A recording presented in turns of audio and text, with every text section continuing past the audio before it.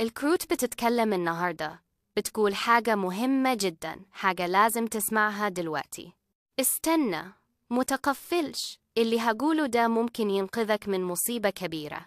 الكروت قدامي واضحة زي الشمس. النهاردة في شخص هيتصل بيك أو هيجيلك، شخص تعرفه، ممكن يكون صاحب قديم، قريب بعيد، أو حد كنت بتثق فيه زمان.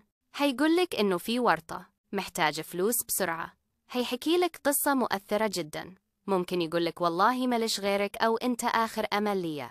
بس اسمع كويس، الكروت بتقول حاجة واضحة جدا، ده مش محتاج مساعدة، ده نصاب، محتال، بيلعب على عواطفك.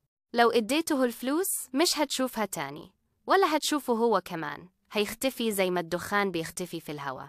والأخطر من كده، ده ممكن يكون أول خطوة في شبكة احتيال أكبر. ممكن يستخدم معلوماتك، يوصل لحساباتك، أو يورطك في حاجات أنت مالكش فيها.